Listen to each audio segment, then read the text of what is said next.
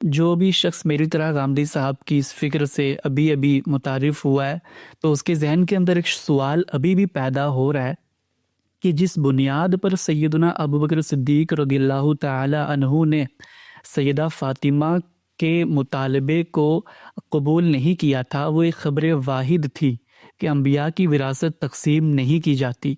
تو سوال یہ ہے کہ آپ کے مکتبہ فکر کے اندر تو یہ چیز اصول میں بیان کی جاتی ہے کہ خبر واحد جو ہے وہ دین کے کسی حکم کی تخصیص نہیں کر سکتی، تو پھر سیدنا ابوبکر صدیق رضی اللہ تعالی عنہ نے قرآن کے جو عمومی حکم تھا اس کو تخصیص کر کے یہ کیوں کہا کہ انبیاء کی وراثت تقسیم نہیں ہوا کرتی؟ جی بہت شکریہ جناب۔ دیکھیے یہ جو مسئلہ ہے، اس مسئلے میں میں اپنے کچھ تعلیمانہ گزارشات پیش کر دیتا ہوں، اور اس کے بعد اس کا دروازہ کھلا ہوا ہے کہ لوگ اس میں سے جس رجحان میں کوئی استدلال کی طاقت محسوس کریں اس کو وہ اپنا لیں۔ 3 باتیں میں عرض کروں گا۔ پہلی چیز یہ ہے کہ اس پورے مسئلے کا مذہب اسلام کے ساتھ سرے سے کوئی تعلق نہیں ہے۔ دین اور اسلام کی جب ہم بات کرتے ہیں تو وہاں پر قرآن و سنت کی اور شریعت کے احکامات کی بات زیر بحث آتی ہے۔ اس میں کتاب زیر بحث آئے گی، کتاب کی آیات ہیں، ان کی شرح و وضاحت ہوگی، ان کو تفہیم و تبیین ہوگی، ان کے الفاظ کے معنی، ان کے مصداقات کی تعین کا مرحلہ ہوگا۔ اس سے تفسیر کا علم وجود میں آتا ہے۔ اس معاملے میں کوئی شخص اگر اختلاف کرتا ہے، کوئی رجحان، کوئی رائے پیش کرتا ہے، تو یہ دین کی انڈرسٹینڈنگ کے ڈومین کی بحث ہے۔ اس کو آپ مذہبیات یا الہیات کی بحث قرار دیں گے، اور اس کے اندر مسلمان جو رجحان اپنائیں گے اس کے کچھ کانسیکوینسز ہیں، اس کی کچھ امپلیکیشنز ہیں، اس لیے کہ ہم وہاں پر اللہ تعالیٰ کے مطالبات یا اللہ کی ہدایات کو کیسے بیان کیا گیا ہے اس کو ایکسپلین کر رہے ہیں۔ تو یہاں پر ہر اختلاف کی، ہر رجحان کی، ہر استدلال کی غیر معمولی اہمیت سامنے آ جاتی ہے۔ سب سے پہلی چیز جو مسلمانوں کو سمجھنی چاہیے ہے وہ یہ کہ وہ ان مباحث کی کیٹیگرائزیشن کو درست کرے، یعنی ان کا تعلق نہ ایمانیات سے ہے، نہ قرآن مجید کے اندر بیان کردہ عقائد سے ہے، نہ شریعت کے مطالبات سے ہے۔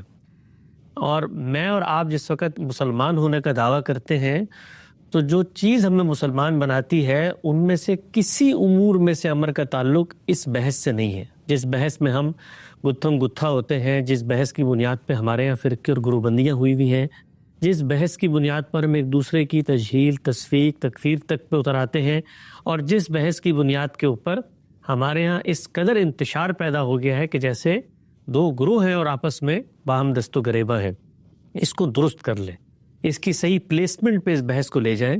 اس کے بعد جو رجحانات، جو نقطہ نظر، جو آراء لوگوں کے ہاں پیدا ہوں گی وہ اس جگہ کی ہوں گی، اس دائرے کی ہوں گی کہ جہاں پر آپ اگر مجھ سے مختلف رائے بھی رکھتے ہیں تو میں آپ کی دینی حمیت، آپ کی دینی غیرت، آپ کے ساتھ آپ صلی اللہ علیہ وسلم کے ساتھ تعلق، آپ کے اہل بیت کے ساتھ ہمارا تعلق، اس کو زیر بحث نہیں لاؤں گا، بلکہ میرا اور آپ کا ایک معاملے کی انڈرسٹینڈنگ اور تفہیم میں اختلاف ہو جاتا ہے۔ یہ بہت اہمیت کی حامل بات ہے۔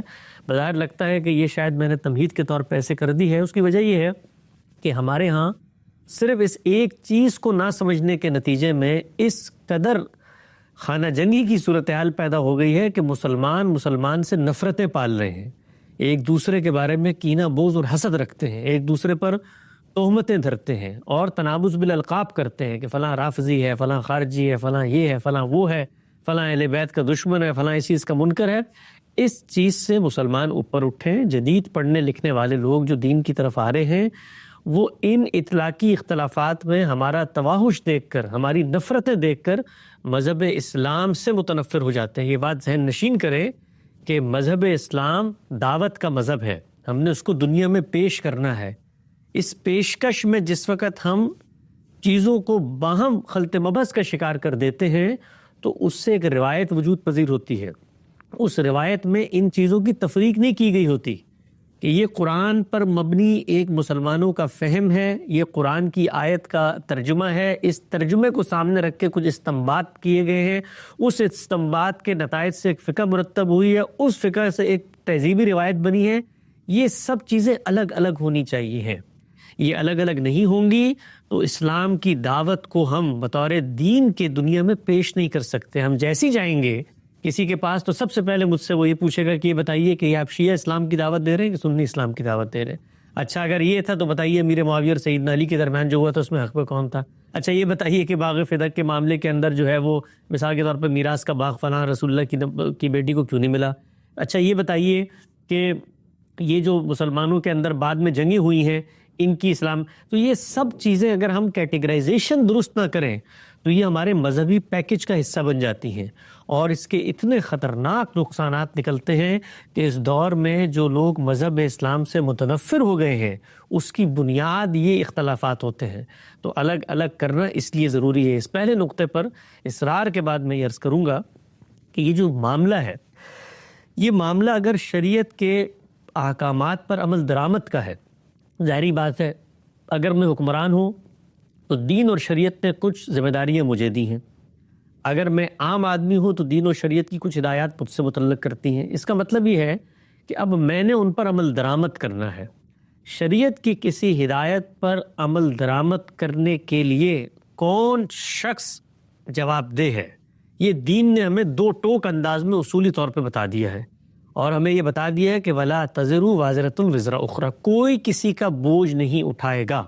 ہر شخص اس دنیا میں ارادے اختیار لے کر معرض امتحان میں ہے۔ اس امتحان میں شریعت کی ہدایات آپ سے متعلق ہوتی ہیں تو آپ نے ان پر عمل درآمد کرنا ہے اور آپ جواب دہ ہیں، مجھ سے متعلق ہوتی ہیں تو میں نے عمل درآمد کرنا ہے اور میں جواب دہ ہوں۔ کچھ امور ایسے ہوتے ہیں کہ جس کے اندر میں اور آپ دونوں ایک فریق کی حیثیت اختیار کر جاتے ہیں۔ مثلا ریاست کے اندر اگر کسی شخص کو اللہ نے کچھ ہدایات کی ہیں، مخاطب تو وہ ہے ان کا، لیکن اگر وہ ان پر عمل درآمد نہیں کرتا تو کچھ میری بھی دینی اخلاقی ذمہ داریاں پیدا ہو جاتی ہیں۔ مثال کے طور پر اللہ تعالیٰ نے ایک مسلمان حکمران کو پابند کیا ہے کہ اس نے شریعت کے مطابق فیصلے کرنے ہیں، وہ مسلمان حکمران شریعت کے مطابق فیصلہ نہیں کرتا، تو اب میری یہ دینی ذمہ داری ہے کہ میں اس کے بارے میں ایک رویہ اپناؤں۔ وہ رویہ یہ بھی ہو سکتا ہے کہ میں دل میں اس کو برا جانوں، وہ رویہ یہ بھی ہو سکتا ہے کہ مجھے حوصلہ مندی اور طاقت محسوس ہو، میں پوری قوم کو منظم کروں اور اس کے خلاف طاقت ہونے کے بعد خروج کی شرائط کو پورا کرتے ہوئے اقدام کر دوں، تو یہ سب چیزیں ہوں گی۔ تو اس طرح کے معاملات بھی دنیا میں ہوتے ہیں، شریعت کی ہدایات کسی شخص کو دی جائیں جس میں ہم اور آپ بھی ایک فریق کے طور پہ شامل ہو جاتے ہیں۔ یہ جو قضیہ ہے، اس قضیے میں سیدنا ابوبکر نے جو اقدامات کیے ہیں وہ حکمران کی حیثیت سے کیے ہیں۔ اب حکمران کی حیثیت سے ظاہری بات ہے دو تین چیزیں ہیں جو ان سے متعلق ہوتی ہیں۔ پہلی یہ کہ کوئی بھی فیصلہ انہوں نے کرنا ہے وہ عدل و انصاف کی بنیاد پر ہونا چاہیے ہے۔ دوسری یہ کہ اگر شریعت نے کسی چیز کو مقرر کر دیا ہے تو وہ اس کی خلاف ورزی نہیں کر سکتے، یہ طے شدہ بات ہے۔ اگر وہ اس کی خلاف ورزی کریں گے تو عند اللہ بھی جواب دہ ہوں گے اور عند الناس بھی وہ اس کا جواب لوگ ان سے طلب کریں گے اور ان کو جواب دینا پڑے گا، اور اگر جواب نہیں آئے گا تو ایک رائے ایک اطلاقی معاملے میں ان کے بارے میں بنے گی کہ اس معاملے میں انہوں نے شریعت کے باب کے اندر جو ہدایات تھیں اس کو اس طرح سے پورا نہیں کیا، ایک احترام کے رشتے کے ساتھ، کیونکہ جو کچھ معلومات ہمیں مل رہی ہیں اس کا ماخذ تاریخ ہے، ہمارے سامنے سیدنا ابوبکر کا براہ راست موقف موجود نہیں ہے، تو احتیاط کے جذبے کے ساتھ جو بھی حکم لگانا ہے وہ ہونا چاہیے۔ اس کی میں کتنا سی مثال دیتا ہوں۔ مثال کے طور پہ قرآن مجید نے وراثت کے حصے مقرر کیے ہیں، ان حصوں میں میرے اور آپ کے لحاظ سے قرآن دو ٹوک ہے، قطعی ہے، لیکن سیدنا عمر کی نسبت سے ہمیں بعض روایات ملتی ہیں جن میں ان کے اطلاقی فیصلوں میں قرآن کے دیے ہوئے قانون کو بظاہر ہماری نظر میں ملحوظ نہیں رکھا گیا۔ اب ہم اس میں کیا رویہ اپناتے ہیں؟ ہم یہ رویہ اپناتے ہیں کہ ساتھ میں آپ صلی اللہ علیہ وسلم کے جل قدر صحابہ ہیں، آپ صلی اللہ علیہ وسلم کے قرابت دار ہیں، دین کا فہم رکھتے ہیں، دین کے لیے لازوال بے مثل ان کی داستان حیات اور قربانیوں کے جذبے سے سرشار ایک پوری کی پوری روداد ہے، یہ ان کا مقام اور مرتبہ ہے۔ اس مقام اور مرتبے کی رعایت سے یہ جو تاریخ ہمیں بات بیان کر رہی ہے اگر یہ درست ہے، یعنی ان سابقوں لاحقوں کے ساتھ، اس کی وجہ کیا ہے کہ حکم لگانے میں اور آپ قطعی جگہ پر نہیں کھڑے ہوئے، تو اس صورت میں ہم یہ کہتے ہیں کہ ہماری نظر میں چونکہ وہ انسان تھے، انہوں نے ایک عملی اطلاقی شریعت کے معاملے میں ایک اجتہاد کیا، اس کو ہم درست نہیں سمجھتے۔ تو سیدنا ابوبکر نے اگر دین اور شریعت پر عمل درآمد کرتے ہوئے کسی معاملے کے اندر کوئی اقدام کیا ہے تو مسلمانوں میں سے ہر ایک کو، جس طرح ان کے عہد میں یہ کہنے کا حق تھا کہ سیدنا ابوبکر کا خلیفہ اول کا یہ اقدام خلاف عدل ہے، یا مثال کے طور پہ خلاف شریعت ہے، یہ حق آج تک باقی ہے. ہر شخص کے پاس یہ حق ہے کہ وہ اس حق کو استعمال کرے اور اپنے دلائل کو عزت کے ساتھ، وقار کے ساتھ، علمی استدلال کے رویے کے سامنے رکھتے ہوئے اور دین اور شریعت سے الگ کر کے، دین اور شریعت کی ہدایات کو ایک تاریخی شخصیت کے اطلاقات کی روشنی میں تجزیہ کرتے ہوئے پیش کرنے کا وہ یہ حق رکھتا ہے. اس حق کو نہ اہل تشیع سے کوئی سلب کر سکتا ہے، نہ کسی اور مکتبہ فکر کے لوگوں سے. جس طریقے سے کسی کو یہ کہنے کا حق ہے، اسی طریقے سے ایک دوسرے فریق کو اس کی توجیہ کا حق ہے، اور دوسرا فریق جب اس کی توجیہ کرے تو پھر اس فریق کو متون ٹھہرانا، اس کو منکر اور دشمن اہل بیت گرداننا اس لیے کہ وہ آپ کے استدلال پہ نہیں کھڑا، یہ خلاف علم رویہ ہے. اس رویے کی علم کی دنیا میں کوئی گنجائش نہیں ہے. یہ اختلافات اطلاقات کے اندر ہوتے ہیں. مسئلے کو سمجھانا چاہیے لوگوں کو حقیقت کے ساتھ. دیکھیے مسئلہ ہے کیا؟ مسئلہ یہ ہے کہ ایک حکمران وقت ہے، اس کے سامنے ایک سچویشن ہے، اس سچویشن میں قرآن مجید نے کچھ فیصلے کیے ہوئے ہیں. مثال کے طور پہ کہ پیغمبر کے گزر اوقات کیسے ہوں گے. جس وقت مسلمانوں کو فتوحات کا سلسلہ شروع ہوا، خیبر جیسی بڑی سلطنت یا بڑی ریاست یا بڑی علاقہ یا اراضی ان کو حاصل ہوئی، تو اس میں قرآن نے کچھ فیصلے کیے. مثال کے طور پہ کہ اس کا ایک حصہ رسالت مآب صلی اللہ علیہ وسلم اور آپ کے اعزہ کے لیے مقرر کر دیا گیا ہے، وقف کر دیا گیا ہے، اور اس کی ثوابدید کیا ہے؟ رسالت مآب صلی اللہ علیہ وسلم کی. اب رسالت مآب صلی اللہ علیہ وسلم کی خود دو حیثیتیں ہیں، ایک بطور رسول کے اور ایک حاکم وقت کے. اب جو اراضیاں ملی ہیں وہ اراضیاں ملی کسے ہیں؟ ریاست کو ملی ہے. اب ریاست کو ملی ہے تو وہ بیت المال کا حصہ ہے. بیت المال کا حصہ ہے تو اس میں رسالت مآب صلی اللہ علیہ وسلم اپنی منصبی حیثیت کی رعایت سے قرآن مجید کی روشنی میں کچھ فیصلے صادر کر رہے ہیں. ان کی روشنی میں ان اراضیوں سے جو منفعت حاصل ہو رہی ہے وہ آپ کے اعزہ میں، آپ کے اہل بیت میں تقسیم ہو رہی ہے. یہ صورتحال ہے. اس صورتحال کے اندر سیدنا ابو بکر ایک فیصلہ کرتے ہیں. وہ فیصلہ ہے کیا؟ وہ فیصلہ یہ ہے کہ یہ جو ملکیتیں ہیں، یہ جو اراضیاں آئی ہیں، ان کی اونرشپ اصلاً کس کے پاس ہے. یہ اصلاً تنازع کا فیصلہ ہے جس پہ اختلاف ہوتا ہے. نہ انہوں نے مثال کے طور پہ اس کی منفعت کو اہل بیت تک پہنچانے میں کوئی کسر گوارہ رکھی، نہ ان کی نسبت سے کوئی اس طرح کی بات سامنے آتی ہے کہ جی آج کے بعد تو میں ان کو مثلا بھوکا مرتا ہوا چھوڑ دوں گا، یہ اپنے جائیں کمائیں کھائیں، میرا اور ریاست کا اور اہل بیت کے ساتھ ہمارے بیت المال کا کوئی تعلق نہیں. اس میں سے کوئی کام نہیں ہوا. جو اصل تنازع تھا وہ تنازع یہ تھا کہ اس کی سول اونرشپ کس کے پاس ہے. دیکھیے یہ تنازع میں صرف سمجھانے کے لیے بتانا چاہتا ہوں، یہ تنازعات آج بھی ہوتے ہیں، ہر جگہ پر ہوتے ہیں. بڑے بڑے مصنفین، بڑے بڑے مفکرین، بڑے بڑے علماء دنیا سے رخصت ہو جاتے ہیں تو یہ تنازعات کھڑے ہو جاتے ہیں. ان کی رائلٹی کے تنازعات ہوتے ہیں، ان کی انٹلیکچوئل پراپرٹی کے تنازعات ہوتے ہیں. اس میں ادارے متحرک ہوتے ہیں، اس میں افراد ملوث ہوتے ہیں. وہ سب اپنی اپنی جگہ کے اوپر اس قضیے کو علم اور عقل کی روشنی میں حل کر رہے ہوتے ہیں. میں آپ کو ایک چھوٹی سی مثال دیتا ہوں. آپ دیکھیے مولانا سید ابوالعلا صاحب مودودی علیہ رحمہ کے بچوں اور جماعت اسلامی کے درمیان ایک تنازع ہے. اس تنازع کو بھی اگر آپ حقیقت میں اتر کے دیکھیں تو آپ کو یہ بات دو چار کی طرح سمجھ میں آ جائے گی کہ یہاں پر ایسا نہیں ہے کہ ایک فریق کھڑا ہوا دوسرے کے اوپر ظلم کر رہا ہے. یہ ایک فریق جو ہے وہ غاصب ہو گیا اور دوسرا فریق جو ہے وہ مظلوم کی جگہ پر کھڑا ہوا ہے. کچھ ایسی مشتبہ مختلف فی صورتحال یا واقعات یا نوعیتیں پیدا ہو جاتی ہیں جس میں ایک پارٹی جب ایک موقف اختیار کرتی ہے تو دوسری پارٹی کے لیے وہ بینیفیشل نہیں ہوتا، تو وہ اس سے اختلاف کرتا ہے. یہ اختلاف دنیا بھر میں ہمیشہ ہوں گے، روز عدالتوں کے اندر یہ اختلافات ہو رہے ہوتے ہیں. تو یہ جو معاملہ ہے یہ رسول اللہ صلی اللہ علیہ وسلم کی ایک ایسی پراپرٹی کہیے جس کو اللہ نے اس کی منفعت کو آپ کے لیے ایک حصہ مقرر کر دیا ہے. ریاست اس کے ساتھ کیا معاملہ کرتی ہے اس پس منظر میں پیش آیا ہے. جب یہ پس منظر سامنے نہیں ہوگا تو پھر سیدنا ابوبکر کے اوپر جو ہم لوگ حکم لگاتے ہیں وہ حکم اب کبھی نہیں لگائیں گے. اور یہ بات یاد رکھیں کہ ہم حکم لگانے سے پہلے خود اس شخص کے بارے میں کچھ تصورات رکھتے ہیں. وہ تصورات اگر ہوں گے تو ان کا کوئی بھی اس طرح کا فیصلہ علم اور دیانت کی بنیاد پر نہیں دیکھ سکیں گے. ہم جب ہم مثال کے طور پر یہ کہیں گے کہ یہ وہ گروہ ہے صحابہ کا جو مثال کے طور پہ غاصبین کا گروہ ہے، جو اہل بیت سے اقتدار کو دھکیلنا چاہتا تھا، یہ قریش کے رؤساء ہیں جنہوں نے بے دخل کیا رسول اللہ صلی اللہ علیہ وسلم کے داماد کو، یہ ساری چیزیں جب آپ لے کر آئیں گے تو اس کے بعد جو تنازع ہے وہ تنازع آپ کبھی بھی میرٹ پر نہیں پرکھ سکتے۔ تو جو دوسرا نقطہ میں اپنے ساتھیوں کو، محبت کرنے والے طلبہ کو کمیونیکیٹ کرنا چاہتا ہوں، وہ یہ کہ نوعیت معاملہ کو ہمیشہ میرٹ پہ پرکھیں، اور نوعیت معاملہ کے اندر جب جذبات شامل ہو جاتے ہیں تو اس کے اندر بہت سارے لوگ آ کر اپنا رول پلے کرتے ہیں۔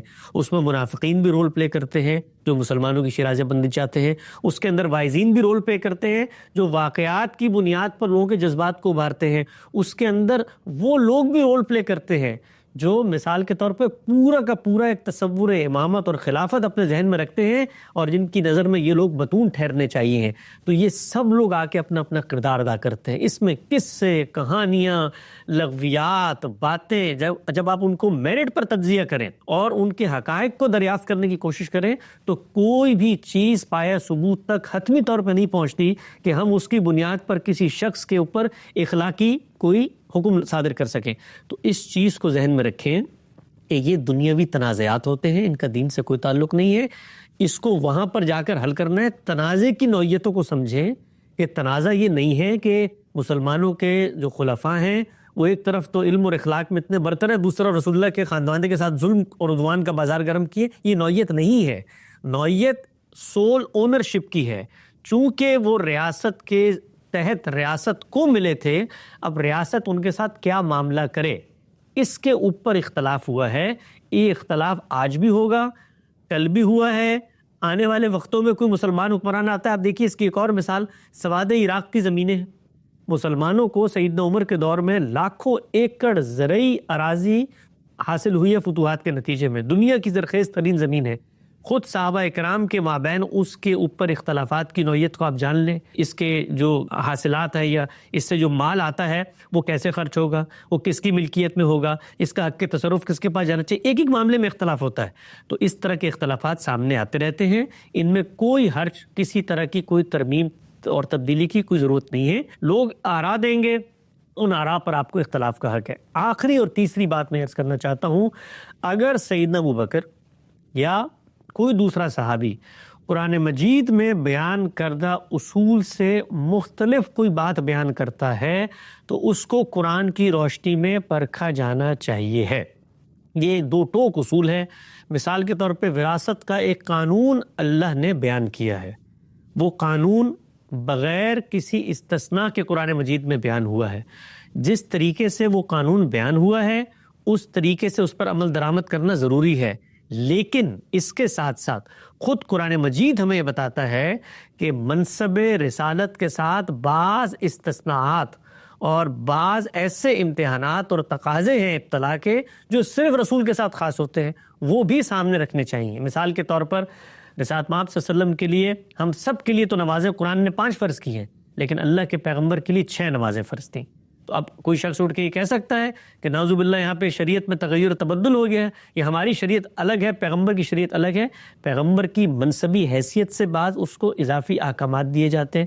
اسی طریقے سے آپ دیکھیے ہم سب کے لیے نکاح کے بارے میں ایک تحدید قرآن مجید نے متعین کر دی ہے، لیکن پیغمبر اس تحدید سے مستثنا ہے، اور اس استثناء کی بعض منصبی وجوہات اور ضروریات ہیں۔ رسالت مآب صلی اللہ علیہ وسلم نے جو کچھ کام کرنے تھے، اس کو موضوع نہیں ہے کہ میں زیر بحث لے کر رہا ہوں، لیکن اس پر لوگ ہمارا موقف جان سکتے ہیں کہ کیوں تعدد ازواج میں اتنی کثیر تعداد شامل کی گئی۔ اسی طریقے سے رسالت مآب صلی اللہ علیہ وسلم کے انکار پر کچھ احکامات رتب ہوتے ہیں، تو یہ آپ کی منصبی حیثیت سے متعلق ہے۔ کچھ قرآن مجید کے قوانین ہوتے ہیں جو قوموں کے استفاع سے متعلق ہوتے ہیں۔ تو اگر اس طرح کی کوئی وصیت رسالت مآب صلی اللہ علیہ وسلم سے منقول ہوئی ہے تو یہ شریعت کے اندر کوئی اضافہ نہیں ہے، اس لیے کہ ہم مستقل بالذات شریعت اس سے اخذ نہیں کر رہے۔ قرآن مجید جو مستقل بالذات شریعت ہمیں دیتا ہے وہ رہتی دنیا تک ہے۔ اس میں جو پیغمبر کی نسبت سے چیزیں بیان ہوئی ہیں وہ وہاں پر بیان ہوئی ہیں۔ اگر اس کی روشنی میں کوئی وصیت سیدنا ابوبکر تک پہنچی ہے اور وہ بیان کرتے ہیں کہ رسالت مآب صلی اللہ علیہ وسلم کی یہ تلقین تھی، اس تلقین کو دیکھا جائے گا کیا اس کا تعلق منصب رسالت سے تھا، کیا اس کا تعلق رسالت مآب صلی اللہ علیہ وسلم کے کسی پریکاشنری میجر کے طور پہ تھا، کسی فتنے سے بچنے کے لیے تھا۔ مثال کے طور پہ ہر شخص کو یہ وصیت کا اختیار حاصل ہے کہ وہ اپنی وراثت کے بارے میں کہہ دے کہ اس کو آپ سارا کا سارا دنیا میں اٹھا کے تقسیم کر دے اگر اس کو کوئی فتنے کا اندیشہ ہو. تو یہ سارے امکانات کو وہاں پر بھی ہمیں دیکھنا چاہیے ہے، اور اس کی روشنی میں سیدنا ابوبکر ہوں، سیدہ فاطمہ ہوں، ان کے پیش کردہ مقدمات کا تجزیہ و تحلیل کرنا چاہیے.